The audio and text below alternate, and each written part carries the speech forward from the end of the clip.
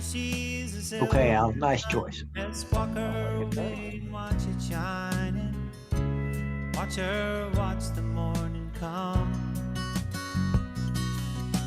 A silver tear appearing now. I'm crying, ain't I? Gone to Carolina in my mind. There ain't no doubt in no one's mind that love's the finest thing around. Whisper something soft and kind. And hey, babe, the sky's on fire. I'm dying, ain't I? I'm gone to Carolina in my mind. In my mind, I'm gone to Carolina. Can't you see the sunshine? Can't you just feel the moonshine? Ain't it just like a friend of mine to hit me from behind? Yes, I'm gone to Carolina in my mind. Dark and silent late last night, I think I might have heard the highway calling. Geese in flight and dogs that bite. The signs that might be omens say I'm going, I'm gone to Carolina in my mind. With a holy host of others standing around me. Still I'm on the dark side of the moon. And it seems like it goes on like this forever. You must forgive me if I'm up and gone to Carolina in my mind. In my mind, I'm gone to Carolina. Can't you see the sunshine? Can't you just feel the moonshine? Ain't it just like a friend of mine to hit me from behind? Yes, I'm gone to Carolina in my mind. Gone to Carolina in my mind. And I'm gone to Carolina in my mind. Gone to Carolina in my mind. Gone, I'm gone. Say nice things about me, 'cause I'm gone south. Well, welcome everyone to the GIC Global Impact Celebration edition of the God Corner, where every Wednesday we've been gathering through the fall and into the winter now to study why and how we can make the highest impact on the city and even here on the four corners of the law. And so I'm here with my son. We're doing this together. Hudson, welcome.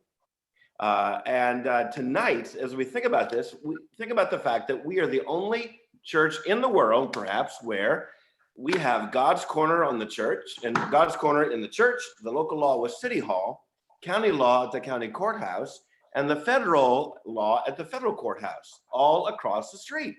And we've been studying Dr. Tim Keller's book called Center Church, and looking at the biblical mandate to, in the words of Jeremiah, seek the best for the city, for in its best, you will find your best. So here is the rest of the schedule for this God Corner series. Next week, we'll be looking at the call to the city. Then a God Corner special as Eric Metaxas, the great author, will be with us in person to talk about the gospel in the city and his brand new book about ministry in the city. And Eric is a friend of St. Michael's. He's been here before. He is just a dynamic speaker. Then while I'm at it, getting into Lent, we'll shift gears appropriately to talk about preparing for eternity, taught by our scholar in residence, the Reverend Bill Heyer. So A lot to look forward to as we move forward. But tonight, we are 4 days into our mission week, what we call our Global Impact Celebration, where we stop and focus on our mission strategy to transform the 3 H's of the holy city of Charleston, our front and back door, the hurting coast of our country, the hungering world. But tonight, our focus is on the city. Now, remember, we have 2 goals for the GIC, and you see them on your slide right there. But the first goal is to help every St. Michaelite find their niche, their calling in mission, out of the real conviction that a balanced Christian life is about 3 words: being up, being in, being out. Up to the Jesus in worship, into each other in the community, in our church family, and then out to the world. So as Anglicans, we're really good at the up and in, but the purpose of GIC is to give us an outlet to exercise that faith. The second purpose of the GIC is to raise every dollar for mission for the year. So my friends, what a week it's been in this pandemic time. I thank Nancy and Ray Hardwick, who have just given their hearts, along with Jason and Lori Moore, to this particular COVID edition of GIC. Sunday, we had our GIC opening with Canon Phil Ashe preaching. Fantastic sermon. If you haven't heard it, listen to it again and again. His point was, use your gifts to do mission. If you're a lawyer, use the law for mission. If you're an artist, find art on the road in mission. Monday night, we had a prayer night for the mission partners. Richard Grimble did a great job with Paige of helping us pray for our partners around the world. Tuesday morning, 7:30, we woke up with Claire Sullivan, how a 63-year-old single woman doing ministry in the slums of Boston was called to Bangkok, Thailand. Tuesday night, we focused on the persecuted church. And tonight, our God Corner series, our call to reach the city for Jesus. How are we going to do that tonight? How are we going to raise up our mission partners from the city? Well, in a minute, I'm going to introduce you to 5 amazing men and women who have given their hearts to transforming the city of Charleston from the inside out. And then, like speed dating, I'm going to ask 2 key questions. And then we're going to go into breakout sessions, okay?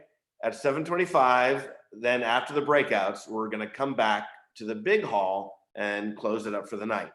So then at 7:30, we'll be officially kind of done. But if you wanted to stay on and ask a question to a mission partner that you hadn't been able to get to, we'll have some open mic time. Now, before I go on and introduce our mission partners, can I ask Paige Grimble, our Director of Connection, to tell us how on earth we're going to go from the big group to a breakout session. Paige Grimble, our breakout specialist. A breakout specialist. Thanks, Al. So glad to see all of you tonight. This is a very easy process, and I know some of you have done this with us before. So when it's time, we're going to go into breakout rooms, and Randy is going to be kind of in charge of the technology, and all we have to do is press a button and say join. So when it's time, not now, but when we are directed, a dialog box will come up on our screen, and it'll say, Randy Shirley is invited to join room 3. And then you press join and you will be redirected. Your whole little window will be redirected into room number 3, where you'll have, or whatever room number you've been assigned. And then you'll be able to enjoy our mission partners of a smaller, more one-on-one or 1-on-5, 1-on-6 kind of an atmosphere, or 1-on-10. And then after our mission partner wonderful time together, then the meeting, the little baby meeting, will end and you'll come back into the main hall. You'll be given a little 2-minute warning. I'll let our mission partners know. You'll get a 2-minute warning, and then we'll all come back together back into the main hall room. If for some reason you accidentally press the wrong button or you get lost in cyberspace, be patient. You can rejoin this Zoom call again with the exact same link you used before. Randy will find you. He's very good at this. So if you end up getting lost or stuck in the main hall, just be patient and we'll take good care of you. So we're glad you're here. God bless you. Thank you, Paige. Well done. Now, let me introduce our panel. Now, you see their names on the slide to your left. And then you can always make that slide bigger or smaller. As you know, I'm dealing with Zoom experts here tonight, I believe. But let me tell you what you may not know about them. One of them was saved through the Kairos ministry while in prison. And in fact, this man received his call for ministry while serving a 15-year prison sentence. Another one of our panelists is an ordained Lutheran minister with a passion to see families thrive. Another is a former US politics and economics high school teacher who received a call by God to transform academia. Another owns horses and a miniature donkey, but is most passionate about pregnant mothers. And finally, this person was born without a left pectoral muscle and was camp director before he was drawn to the ministry of water. Now, I probably gave you too many hints. You know probably who I'm talking about as you matched their what you don't know about them to their names. So let me ask our panelists. You've got 2 minutes, panelists, to number one, tell us where you were born, a word about your family, and with your heart for the ministry, what your focus is. Now, we're going to go in alphabetical order, so I need you, the panelists, now to unmute yourselves. And Jonathan first. You're first because your last name begins with F and it says first, okay? Jonathan, CEO, Carolina, go. Appreciate that.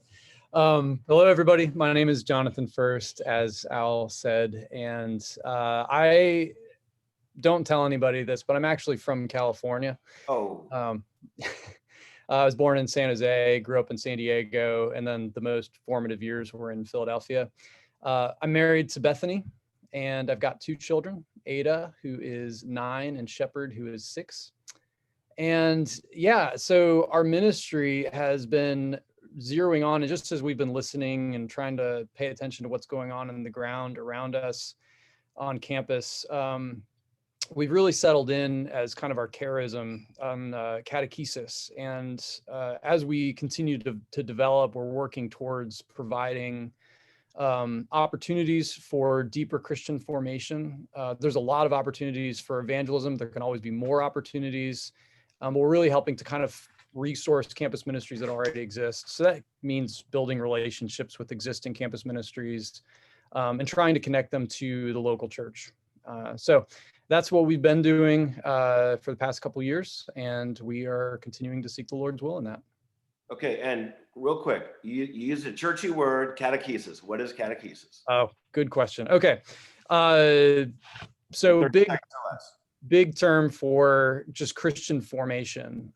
So what does it mean to follow Jesus with your whole life? And, you know, what kind of biblical toolkit do you need to do that? And so there's a whole set of things that go with that. And I'd be happy to answer questions. You are on the campuses of Carolina and what other schools? Yes, so I work, we're most closely affiliated with USC, but I've got students at Columbia College, Columbia International University, and the community college up here. Okay, and USC does not mean the University of Southern California, people, okay? I thought I could get away with not having to clarify that here. Come on, and you also work at Church of the Apostles, where our preacher on Sunday will be preaching, John Barr. Yes, you will be blessed. Yes, indeed. Okay, my friend, thank you so much. Jonathan, number 2, JD Meter. Hey, good evening, everybody. Al, thanks for the warm introduction. Jonathan, you're speaking my language. I went to an Episcopal middle school, so catechesis was a daily thing. It's taken me back, so that was fun. Yeah, my name is JD. I'm the Church Partnerships Director with Water Mission, which has been a partner of St. Michael's for a long time, and we're based here locally. Personally, I'm married to Catherine Meter. She's a physical therapist, and we actually have had a really fun COVID season. We had our first child I have a daughter named Nora who's about to be 10 months old. So it's been a great time to be working on the computer and being at home quite a bit. We've been really grateful for that, and it's been fun. So Water Mission, again, we're based right here in Charleston, and really, I'm not the founder. That's the Green family, formerly George and formerly Molly Green, and then their son George the Fourth is our CEO.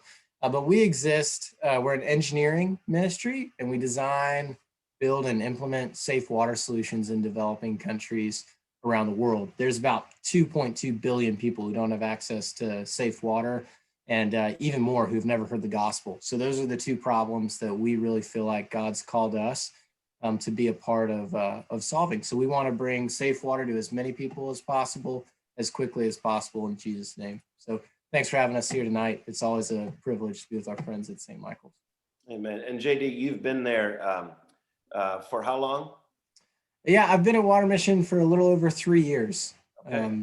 Yep. So, a little while, not too long, still fresh.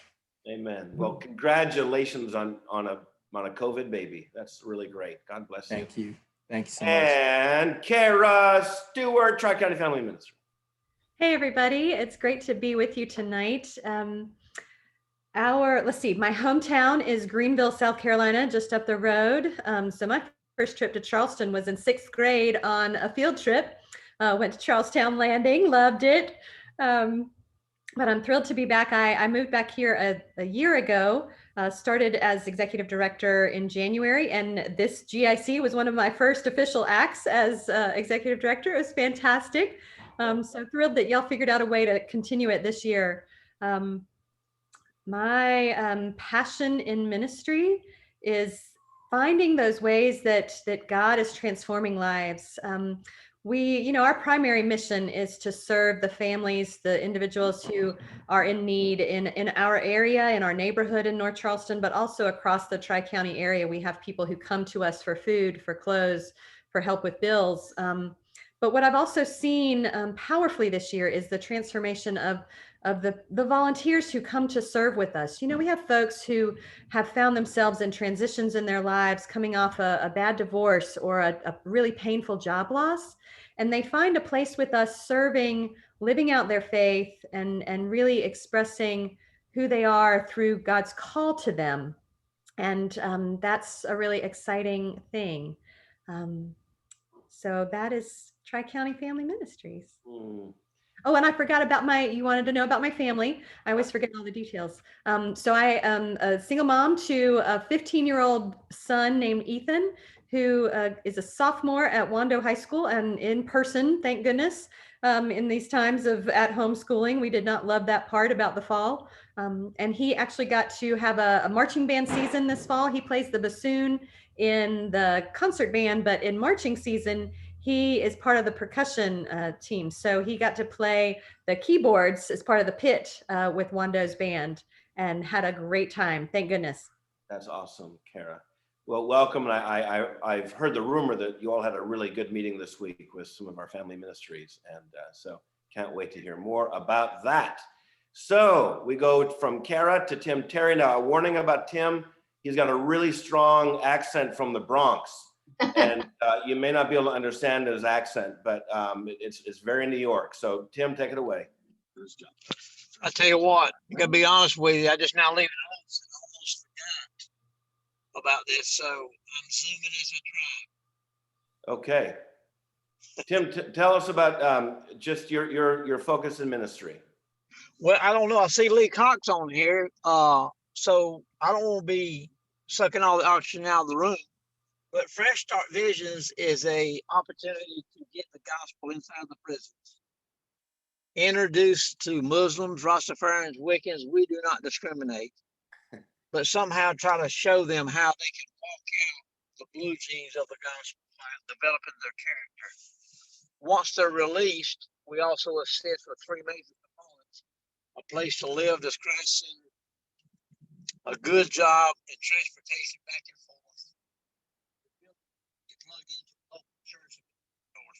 Tim, we're having a tough time hearing you, but we'll get back to you in the small group time, okay? Okay, sorry about that. Not sure what's going on.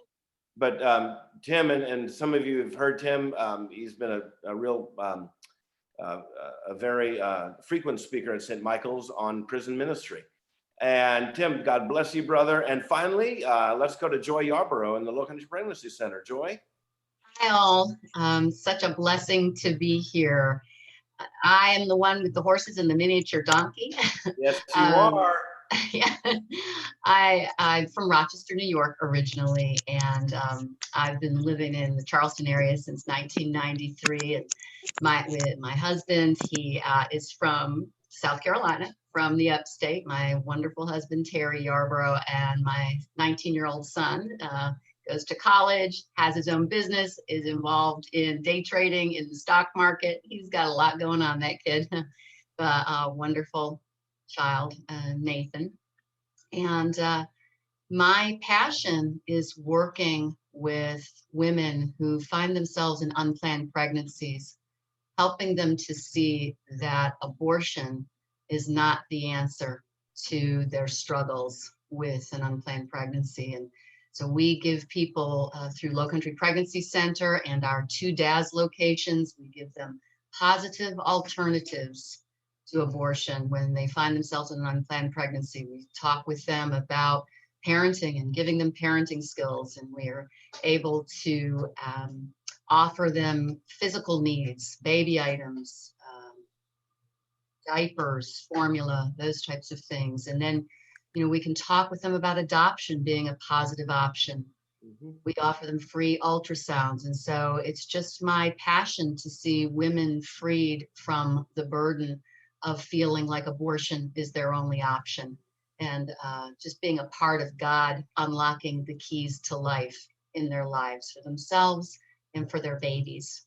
So it's just grateful that St. Michael's is a partner with us in that mission. Wow, so powerful. God bless you. Thank you, Joy. Thank you. Well, I want our mission panelists to keep their mics on. Don't mute yourselves. And I want to introduce our first question. One of 2 questions in the big room, and then we'll go into small breakouts. But last week in our God Corner, and I said, we've been studying Center Church, and Ted McNabb, the Reverend Ted McNabb, was our teacher. And he stopped me, really, as I was listening, he stopped me in my tracks personally when he said, the first thing you do when trying to serve the city in which you've been called, or your ministry, is to ask the question, where does it hurt? And I thought that was brilliant. Before we step out in ministry, where are the hurts within that ministry? And so to our panel tonight, in no order at all, where is the hurt in your ministry? Anyone brave first panelist? I'll be brave.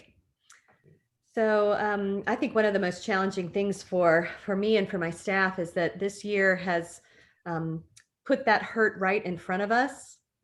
We have seen more and more people needing help with groceries and with bills for the first time. There was a week this summer, right after that first round of unemployment ran out, that extra unemployment money ran out.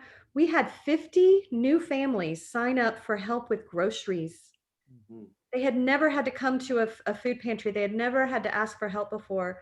And they were coming, and the tragedy is they don't even know how to navigate the system. They would roll up in their cars and say, somebody told me I could come here and get some groceries. Is this the place for food? They just had no idea. And so to see, we have been serving since 1983 in that same neighborhood.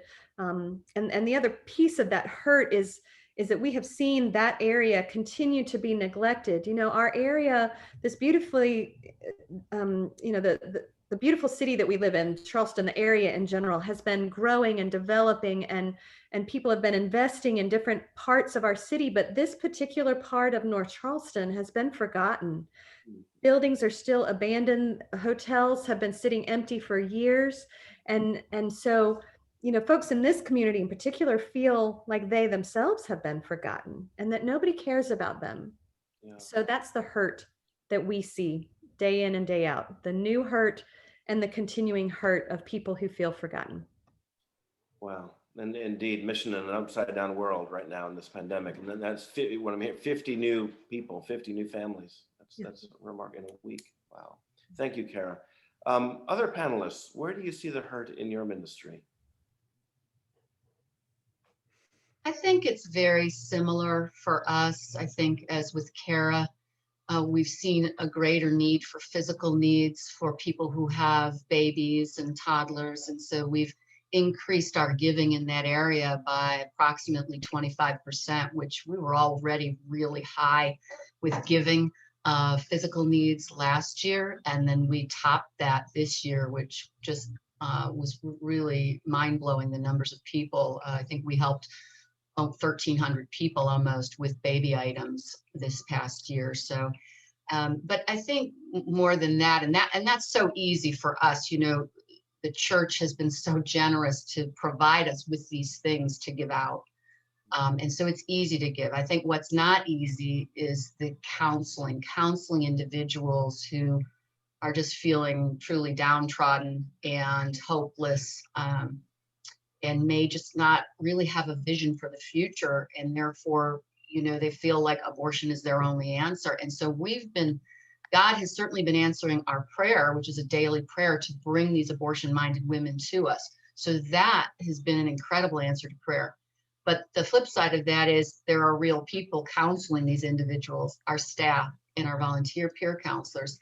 And I think with them having some pandemic weariness in their own personal lives, just seeing individuals on a day-to-day basis, I'm noticing some staff weariness, which at times has concerned me. I've been doing a better job getting our staff together periodically outside at a park where we can safely distance but be together without masks on, you know, outside in the fresh air occasionally, just to have some sense of normalcy when we're on site in our medical clinic. You know, it's masks 100% of the time, and we're taking so many precautions, and even that alone can be wearying at times, you know, cleaning in between every single client. And, you know, we're doing a lot of things that a medical clinic you would think would do during these kinds of times. So I think just that sort of, I think the staff weariness at times is what hurts me. I don't want to see that. I feel like, you know, Mama Bear a little bit. Okay, so I'm weary and I get it and I'm tired and whatever. But it's when I see it in my staff, I think that is for me my hurt. So yeah, just being transparent there. Thank you for that perspective. That's really that's not an immediate response that we would expect necessarily. So, but it makes sense, of course. Thank you, Joy. Thank you. Other panelists with an answer to that question of the hurt. I can go. Yeah, Jonathan. Yeah, so I think one of the interesting things that I've seen, and I think a lot of people could probably describe something like this, is the way that COVID it's brought things to light that were maybe always there before, but it's accelerated them and it's made them more pronounced. And so prior to the pandemic, most recent estimates think that there was about 2% of college students being effectively reached by campus ministries nationally. That's a national average. But what we've seen during the pandemic is just that has become a lot more palpable, the need for community, the need for the gospel. And so early on, myself, my volunteers, we just kind of said, like, whatever we can do, we will modify and just try it anyway, even if it's, you know, we're working with smaller groups of people and everything else. And the thing that's been shocking is how well it's worked in spite of it. So we do, I'm a priest, so we do an on-campus Eucharist every week on the campus. And I mean, it's 40 degrees. A couple of weeks ago, it was like 35 degrees, and the students still come out. And we did Alpha for the first time, and this is one of my favorite moments from last year. And it was a girl who had just become a Christian, and she just said, you know, if I had known that the church was like this, I would have become a Christian a long time ago. And it was just like a really good reminder that, you know, God's not hindered by this. Like, yeah, there's inconveniences, but, you know, still cool things are happening. So, wow, what a great story! Thank you, Jonathan. And JD or Tim, any word that you'd like to say about the hurt that you see? Yeah, I'm happy to jump in, Al. First of all, I'm just encouraged, like listening to some of these stories. I feel like I just muted myself and sat back for a little bit. So I'm just blessed by that. I think from an external standpoint, when we're serving folks around the world, I mentioned the numbers when it came to safe water, but there's even more that don't have access. It's about 4.2 billion don't have access to adequate sanitation. And if you guys think back to March, back when 15 days to flatten the curve, how funny is that now, 300 some days later? But back then, what was the number one thing they were saying? They were saying to wash your hands. And you can imagine if you didn't have safe water, that's one element, but even more so, there's no place to wash your hands, right? And so we saw and started looking at these vulnerable communities and what it was looking like COVID was going to look like. And it was just seemed like the disaster there could be exponentially greater than what we were anticipating here in the US. And then every country reacts a little bit differently, right? So Tanzania had a few cases and then they stopped testing in April and said, good news, we don't have COVID anymore. Not really the case. And then Peru had the strictest lockdowns in the world. We work in both of those countries. So it's just this crazy dynamic. So we decided to really reshape our focus towards building hand washing stations and then educating folks. A lot of these communities didn't have the resources or the understanding of how viruses work. And so we were able to, we've done work in about 2,800 communities around the world. So getting materials to each of those communities through our staff. And then we built and implemented over 8,000 hand washing stations to go in public places, markets, things like that. So we tried to be really practical, but it changed and kind of refocused how we did things. And we're excited about that. The other piece too is maybe more internally here in Charleston. March 21st was going to be our biggest advocacy and fundraising event of the year. It was the Walk for Water. We were anticipating 5,000 people, and we had to cancel that about 7 days before. We typically have things like that all throughout the country. So that's been a little bit of a blow here in the US too. It's been a weird year, but we've just been clinging, like the Lord's promises are true. Just like Jonathan was saying and others were saying, he's faithful. He's started a good work. He's going to bring it to completion. It's been a year of high highs and low lows. And, I just think that the best is in front of us for all of our ministries. So that's what I would say. Thanks. Great, JD. And so eye-opening. I mean, I never put that together. How do you wash your hands if you have no water? For goodness sakes. So, wow. Yeah, man. Yeah. Okay. Well, Jonathan first shared a beautiful story of a hurt that was maybe healed or in the process of healing. And the woman certainly through Alpha and seeing a different side of the church, thanks be to God. But to the group in total, and again, mission partners, keep your mics on live there. Al, But Al, I'm not sure that, excuse me for butting in, I'm not sure that Tim is connected. May I throw in a word about the Fresh Start vision? you've got 30 seconds, Lee. Give it, baby.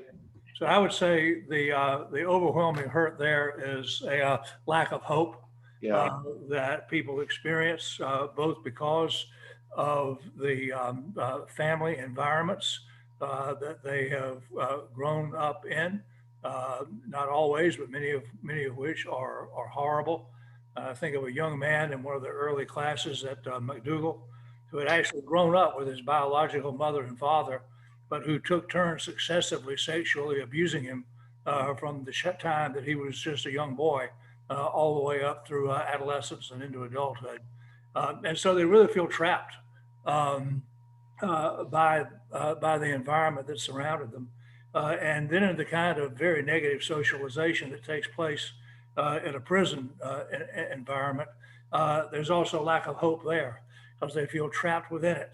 And sadly, some of them feel to come that that's the safest, most secure, and most predictable place that they can be. And so what the volunteers do provide is hope and showing them a way, a way that there can be an alternative and that they have the power to do that. And though we're not allowed to overtly preach the gospel, we can certainly speak from our Christian perspectives and offer gospel examples. And then connected with that is abandonment.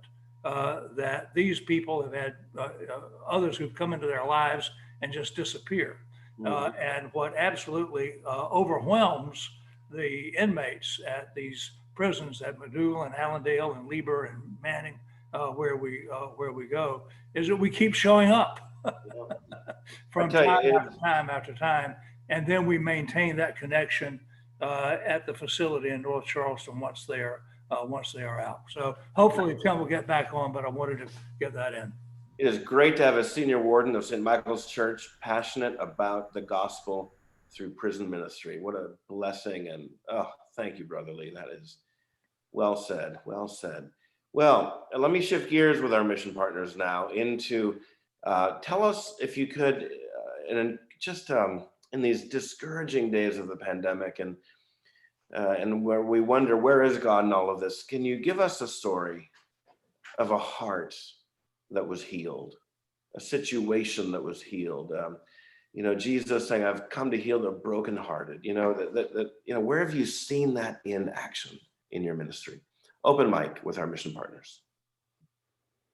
I can start.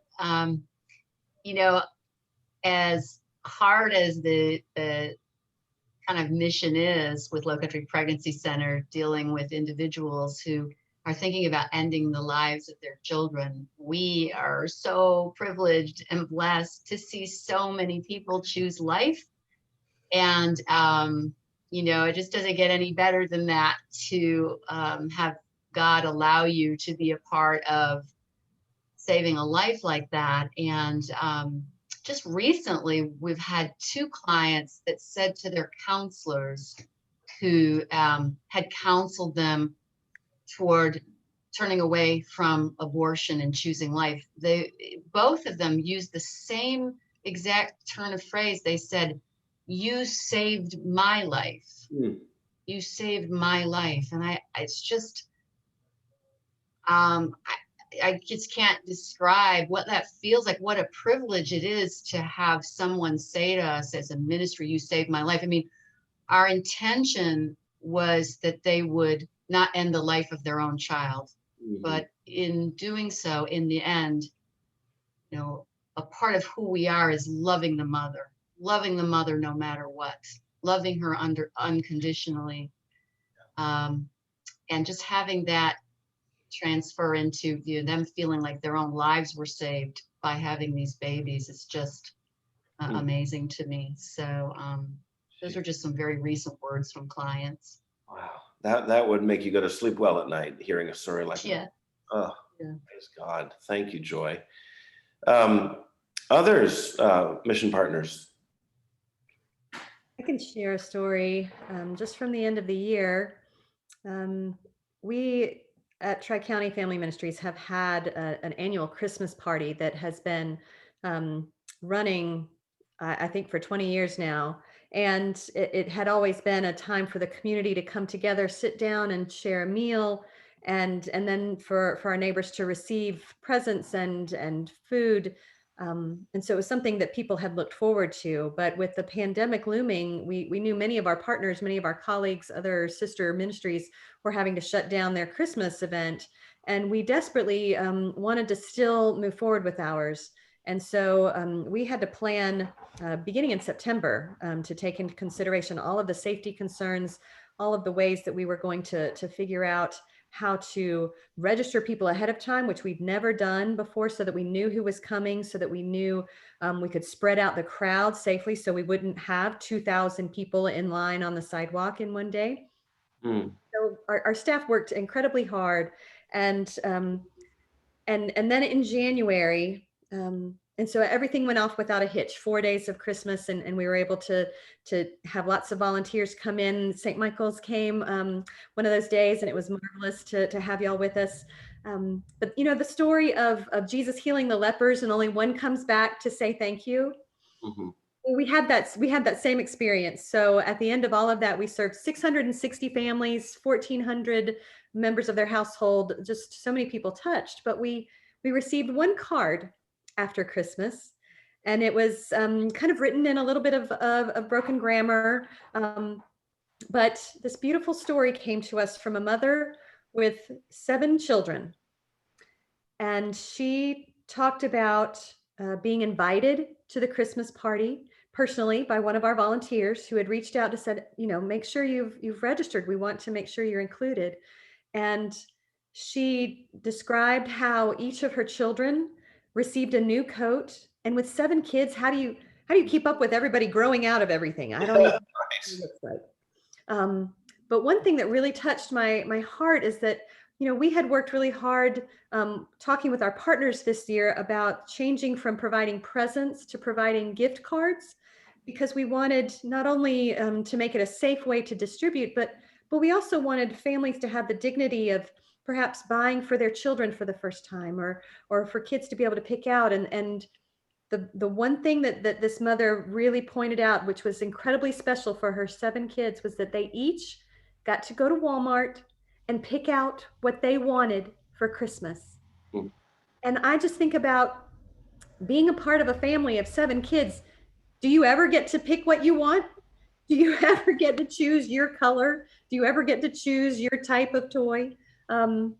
It just really touched my heart. She talked about how she had never smiled or cried so much as having received all the bounty that we were able to share with her through our Christmas event. And I always talk about how important it is for us to serve our community all year long, not just to put all our effort into Christmas, but in a pandemic year, when maybe you haven't had one good thing to share with your kids all year long, to be able to give them something beautiful for Christmas was a little sign of hope that they are not forgotten, that they are cared for, that we're all in this together. Hope in the future. Thank you, Kara. Well, folks, if there's another story, maybe we can share it at the end. But right now, I'm going to take you into a small group. And now, just a quick word disclaimer here. I'm not sure if you've ever been on a blind date in your life, but this is going to come close to that. Some of you know where you're going to go, and others are you going to be randomly assigned to your date, okay? And so Paige and Randy, send us into our small group, and we will come out at 7:25.